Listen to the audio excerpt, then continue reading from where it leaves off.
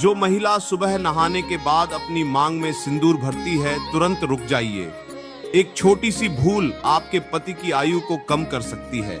आपके घर में दरिद्रता आ सकती है। माता लक्ष्मी आपका घर छोड़कर चली जाएंगी और आपका परिवार बर्बादी के कगार पर पहुंच सकता है।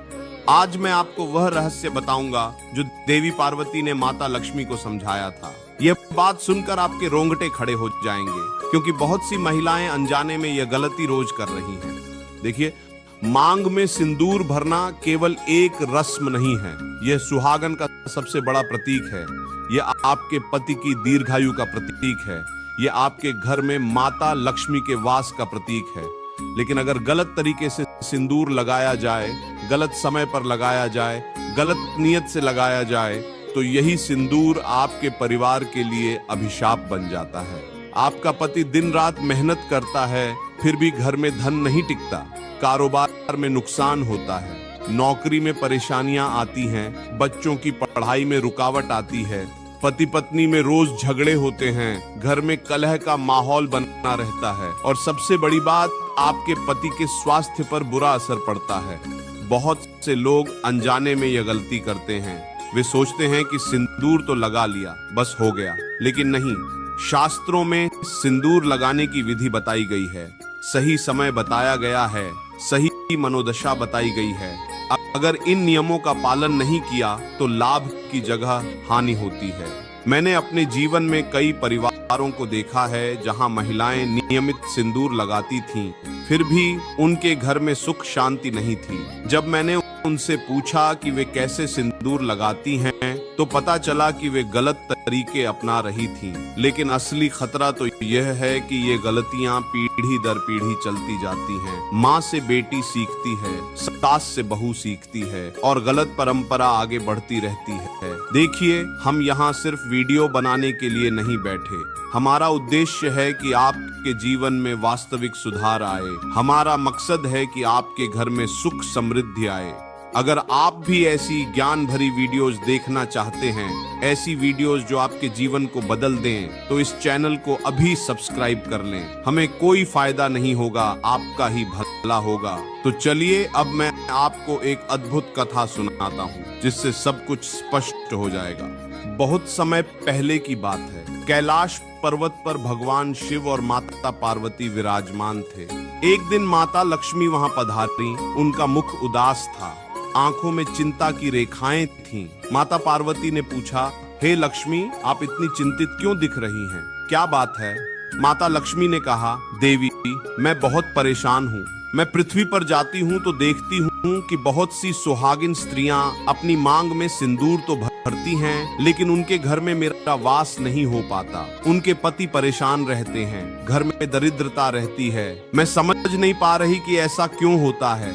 माता पार्वती मुस्कुराई और बोली, हे लक्ष्मी, सिंदूर केवल माथे पर रंग लगाना नहीं है, इसके पीछे गहरा विज्ञान है, गहरी आस्था है, गहरे नियम हैं। अगर कोई स्त्री इन नियमों को नहीं जानती और गलत तरीके से सिंदूर लगाती है, तो वह अनजाने में अपने पति और परिवार को हानि पहुंचाती है। माता लक्ष्मी ने विनती की, कृपया मुझे समझाइए देवी। माता पार्वती ने कहा, पहले मैं तुम्हें एक कथा सुनाती हूँ, उसी से सब कुछ स्पष्ट हो जाएगा। एक गांव में मोहन नाम का एक किसान रहता था। वह बहुत मेहनती था, सुबह से शाम तक खेतों में काम करता। उसकी पत्नी का नाम सरला था। सरला बहुत धार्मिक स्त्री थी। वह रोज सुबह नहाकर पूजा करती, मंदिर जाती, अपनी मांग में सिंदूर भरती, लेकिन फिर भी उनके घर में सुख नहीं था। मोहन दिन रात मेहनत करता, लेकिन फसल अच्छी नहीं होती। जो फसल होती भी, उसे बेचने पर ठीक दाम नहीं मिलते। कर्ज बढ़ता जा रहा था। घर में रोज झगड़े होते। एक दिन सुबह मोहन खेत जाने की तैयारी कर रहा था। सरला पूजा से उठी और बोली, मैं आज बाजार जाऊंगी, घर में राशन खत्म हो गया है। मोहन गुस्से से बोला, राशन के लिए पैसे कहाँ हैं? मेरी मेहनत का कोई फल नहीं मिलता। इस घर में केवल खर्चा ही खर्चा है। सरला की आंखें भर आईं। उसने कहा, मैं क्या करूं? मैं रोज पूजा करती हूँ, भगवान से प्रार्थना करती हूँ, फिर भी हालात नहीं सुधरते। मोहन कुछ और कहता, लेकिन उसी समय उनका छोटा बेटा रोने लगा। बोला, मुझे भूख लगी है माँ, सरला ने उसे गोद में उठा लिया और कहा, बेटा थोड़ी देर रुक जा, मैं अभी कुछ बनाती हूँ। मोहन खेत चला गया। सरला ने बड़ी मुश्किल से घर का काम निपटाया। दोपहर को गांव की कुछ महिलाएं उससे मिलने आईं। उनमें से एक बुजुर्ग महिला थी जिसका नाम गौरी देवी था। गौरी देवी गांव की सबसे बुद्धिमान महिला मानी जाती थी। उन्होंने बहुत से घरों में सुख शांति लाई थी। जब वे सरला के घर की स्थिति देखने लगी तो उन्हें कुछ समझ आया। उन्होंने सरला से पूछा, बेटी तुम रोज पूजा करती हो ना? सरला ने कहा, हाँ माता जी, मैं रोज नहाकर पूजा करती हूँ, अपनी मांग में सिंदूर भी भरती हूँ। गौरी देवी ने ध्यान से देखा और फिर पूछा, तुम सिंदूर कैसे लगाती हो? किस समय लगाती हो? कौन सा सिंदूर लगाती हो?